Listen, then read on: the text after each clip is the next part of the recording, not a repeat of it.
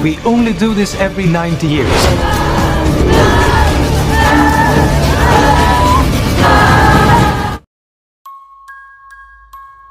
तो हेलो दोस्तों, तो आज के इस वीडियो में 2019 में रिलीज हुई मिडसमर नाम की एक हॉरर मूवी का एक्सप्लेनेशन करने वाला हूँ। इस मूवी के अंदर दिखाए गए सीन्स काफी ब्राइट और अट्रैक्टिव हैं और इसलिए उन्हें देख के लगता है कि ये कोई हॉरर मूवी हो ही नहीं सकती है, लेकिन रियलिटी काफी डिफरेंट है क्योंकि मूवी में कई सारे डिस्टर्बिंग सीन्स हैं और ऊपर से इस मूवी में कई सारे ह्यूमन सेक्रीफाइसेस होते हैं। तो चलिए अब ज्यादा वक्त ना गवाते हुए इस मूवी के एक्सप्लेनेशन को स्टार्ट करते हैं।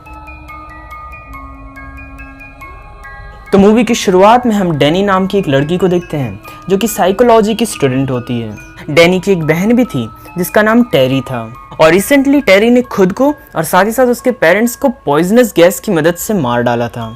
और जब ये बात डैनी को पता चलती है तब वो काफ़ी दुखी होती है क्योंकि उसकी पूरी फैमिली ही मारी जा चुकी थी। डैनी को काफ़ी ज़्यादा इमोशनल सपोर्ट की ज़रूरत थी और इसलिए वो अपने बॉयफ्रेंड क्रिश्चियन को बुलाती है, लेकिन यहाँ पे हमें पता चलता है कि उन दोनों के रिलेशंस बिल्कुल भी अच्छे नहीं चल रहे होते हैं। डैनी काफ़ी ज़्यादा इमोशनल होती है और वहीं दूसरी तरफ क्रिश्चियन उसके इमोशंस को समझता ही नहीं था और इसीलिए उन दोनों के बीच दूरियां बढ़ने लगी थी।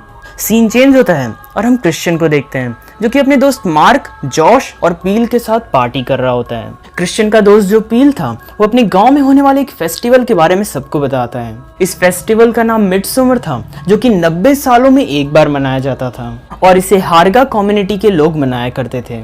क्रिश्चियन और उसके दोस्त डिसाइड करते हैं कि वो पील के गांव में इस फेस्टिवल को अटेंड करने के लिए जाएंगे, लेकिन क्रिश्चियन इस बात को डैनी से छुपा लेता है। असल में क्रिश्चियन ने प्लान किया था कि वो अपने ट्रिप पे जाने से पहले डैनी से ब्रेकअप कर लेगा, लेकिन डैनी को इस फेस्टिवल के बारे में पहले ही पता चल चुका था, इसलिए न चाहते हुए भी क्रिश्चियन उसे अपने साथ ले जाता है। वो सभी साथ में स्वीडन पहुंचते हैं और हारगा विलेज के अंदर जाते हैं। वो वहाँ पे पील के भाई से मिलते हैं जिसने 2 और फॉरेनर्स को बुलाया था जो कि लंदन से थे। ये दोनों कपल्स थे और इनके नाम साइमन और कोनी थे।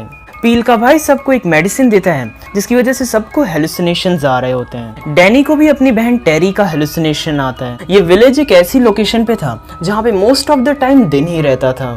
सारे के सारे विजिटर्स एक सन के गेट के थ्रू उस विलेज के अंदर जाते हैं। हम देखते हैं कि उस विलेज के सभी लोगों ने व्हाइट ड्रेस पहन रखा होता है। वो सभी सारे के सारे विजिटर्स का स्वागत करते हैं। इसके बाद पील अपने सभी दोस्तों को विलेज का टूर कराता है। यहीं पे एक वॉल पे हम देखते हैं कि कई सारी लड़कियों की फोटोज होती हैं और आगे पता चलता है कि ये सभी इस विलेज की क्वीन हैं। उन सभी लड़कियों के सर पे फ्लावर का बना एक ताज होता है। अगले दिन हम एक बूढ़े कपल को देखते हैं जिन्होंने पूरे विलेज के लोगों से काफी अलग कपड़े पहन रखे थे। उन दोनों को एक चेयर पे बैठा के एक हिल के पास लाया जाता है। सारे के सारे विलेजर्स एक रिचुअल परफॉर्म करते हैं और इसके बाद वो दोनों बूढ़े लोग अपना हाथ काटते हैं। उनके हाथ से जो खून निकल रहा होता है उसे वो एक पत्थर पे लगाते हैं जिस पे कुछ निशान बने हुए थे। निशान लगाने के बाद वो दोनों उसी पहाड़ी से नीचे कूद जाते हैं। इस जंप के अंदर वो बूढ़ी औरत तो मारी जाती है, लेकिन वो आदमी अभी भी जिंदा होता है। हम देखते हैं कि उस बूढ़े आदमी का पैर बुरी तरह इंजर्ड हो चुका था।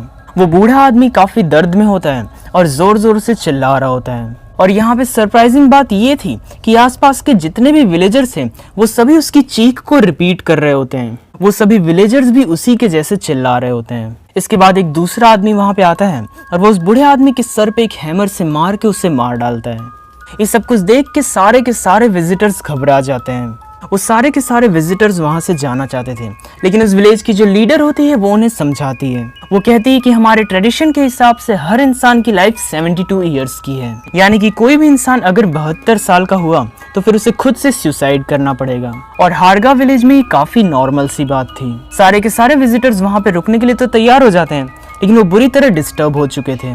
साइमन और कॉली काफी ज्यादा डर चुके थे और वो इस गांव को छोड़ के तुरंत ही निकलना चाहते थे। कोनी जब पैकिंग करके बाहर आती है तब वो साइमन को मिसिंग पाती है। उसे विलेज के एक आदमी से पूछती है जो कि उसे बताता है कि साइमन पहले ही इस गांव को छोड़ के जा चुका है। कोनी को ये बात थोड़ी सी सरप्राइजिंग लगती है क्योंकि साइमन ऐसा कभी भी नहीं करता था और इस बात से हमें पता चलता है कि विलेजर्स ने साइमन को मार डाला है। कोनी अकेले ही वहाँ से निकलने का फैसला करती है और जब वो थोड़ा दूर निकलती है तब हमें किसी औरत की चीख सुनाई देती है, यानी कि कोनी भी मारी गई। डैनी भी इन सब से डिस्टर्ब हो चुकी थी और वो भी इस गांव को छोड़ के जाना चाहती थी, लेकिन तभी पील वहाँ पे आता है और वो डैनी को किसी तरह गाँव छोड़ के जाने से रोक लेता है। इसके बाद वो सभी विलेजर्स उस ओल्ड कपल की डेड बॉडी को जला देते हैं और उनकी जो राख थी वो उसे एक पुराने पेड़ पे डाल देते हैं। असल में सभी विलेजर्स इस पेड़ को काफी पवित्र मानते थे। आगे हम मार्क को देखते हैं जिसे इस पेड़ के बारे में कुछ भी नहीं पता होता है और इसीलिए वो गलती से इसके ऊपर यूरिनेट कर देता है। सारे के सारे विलेजर्स ये देख के काफी गुस्सा हो जाते हैं। पील उसे बताता है कि ये पेड़ काफी पवित्र था और इस विलेज के लोग उसकी पूजा किया करते थे। मीनवाइल हम जॉश को देखते हैं जो कि इन सभी विलेजर्स के लाइफस्टाइल पे एक बुक लिख रहा होता है। वो उसी विलेज के एक बूढ़े आदमी से मिलता है जो कि उसे एक बुक दिखाता है। वो कहता है कि ये बुक काफी पुरानी है और इसके अंदर हमारे रिचुअल्स के बारे में सब कुछ लिखा हुआ है। जॉश उस बुक की एक फोटो खींचना चाहता था लेकिन वो बूढ़ा आदमी उसे साफ इनकार कर देता है। आगे वो सभी साथ में खाना खा रहे होते हैं और तभी एक लड़की आती है जो कि मार्क को अपने साथ ले जाती है। और जैसा कि आपने देखा था कि मार्क ने उनके एंशिएंट पेड़ पे यूरिनेट करके काफी बड़ी गलती की थी और इसीलिए वो लड़की मार्क को ले गई ताकि उसे पनिशमेंट दी जा सके। उसी रात हम जॉश को देखते हैं जो कि छुप के उस टेंपल के अंदर घुस गया होता है। वो वहाँ पे उनके हॉली बुक की फोटो खींचने के लिए आया होता है लेकिन तभी उसके पीछे एक आदमी आता है जिसने मार्क के चेहरे की स्किन लगा रखी होती है, यानी कि मार्क मारा जा चुका है। जॉश को लगता है कि वो मार्क है लेकिन तभी एक दूसरा आदमी उसके पीछे आता है और उसके सर पे मार के उसे बेहोश कर देता है। जॉश के बेहोश होने के बाद वो आदमी उसके पास आता है और अब हम मार्क के चेहरे की स्किन साफ साफ देख सकते हैं। अगले दिन फाइनली मिडसमर फेस्टिवल का टाइम आ चुका होता है। वहाँ पे जितनी भी लड़कियां होती हैं उन सभी को एक ड्रिंक दी जाती है जिसके अंदर ड्रग्स होते हैं। उस ड्रग की वजह से सब के सब नशे में होते हैं और डैनी भी इस फेस्टिवल में पार्टिसिपेट करती है। इसके बाद वो सारी लड़कियां सर्कल बना के एक पेड़ के आजू बाजू खड़ी हो जाती हैं। वो सभी साथ में डांस करने लगती हैं। ये मिडसमर फेस्टिवल इस विलेज की क्वीन को डिसाइड करने के लिए था और जो भी लड़की देर तक डांस करती रहेगी और आखिरी में बचेगी वही इस विलेज की रानी बनेगी। फेस्टिवल के एंड में सिर्फ डैनी बची होती है और क्योंकि उसने इस फेस्टिवल को जीत लिया था इसलिए उसे यहाँ की क्वीन बना दिया जाता है। उसके आसपास के सभी लोग उसे कॉन्ग्रेचुलेट करते हैं। इसी दौरान हम क्रिश्चियन को देखते हैं जिसे एक रिचुअल परफॉर्म करने के लिए कहा जाता है। क्रिश्चियन को ड्रग्स दिए जाते हैं और उसे एक कमरे में भेज दिया जाता है। असल में क्रिश्चियन को इस विलेज की एक लड़की के साथ फिजिकल रिलेशन बनाने के लिए भेजा गया होता है।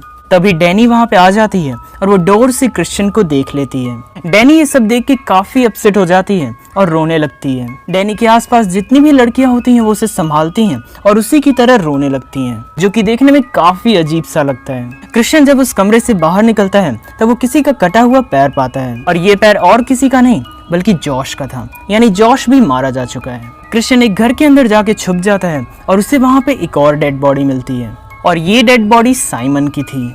साइमन को मार के किसी बर्ड की तरह सजा दिया गया था। इससे पहले कि क्रिश्चियन को समझ पाता एक दूसरा आदमी वहाँ पे आता है और वो उसके चेहरे पे कोई पाउडर डाल देता है। क्रिश्चियन उस पाउडर की वजह से बेहोश हो जाता है। अगले दिन हम डैनी को देखते हैं जिसके लिए एक फ्लावर की ड्रेस बनाई गई होती है। उस विलेज का बूढ़ा आदमी डैनी को बताता है कि आखिर वो ये सब कर क्यों रहे हैं। वो कहता है कि इस फेस्टिवल में वो सभी 9 लोगों को सेक्रीफाइस करते हैं, जिनमें से 4 बाहर से आए लोग होते हैं और 4 इसी विलेज के। पहले ही 2 विलेज के लोग और 4 बाहरी लोगों को मार दिया गया था, यानी कि अब सिर्फ 3 लोग बचे थे, जिनमें से 2 विलेजर्स होने वाले थे और आखिरी बचे बंदे का डिसीजन क्वीन के हाथ में होगा। यानी कि क्वीन अब डिसाइड करेगी कि आखिरी सेक्रीफाइस किसका होगा, क्या वो क्रिश्चियन होगा या फिर कोई विलेजर।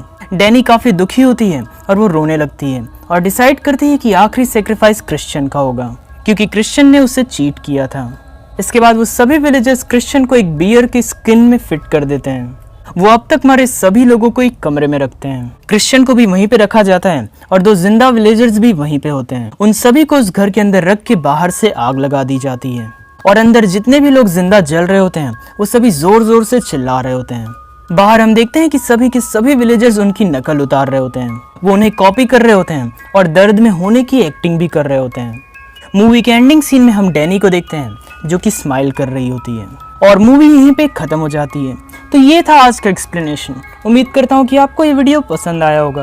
अगर आपको मिडसमर फेस्टिवल के रिचुअल पे डिटेल में कोई वीडियो चाहिए तो फिर कमेंट करके बताएं। मैं जल्द ही उस वीडियो को लाने की कोशिश करूंगा। बाकी अगर वीडियो पसंद आया हो तो इसे लाइक करें और चैनल को सब्सक्राइब कर लें।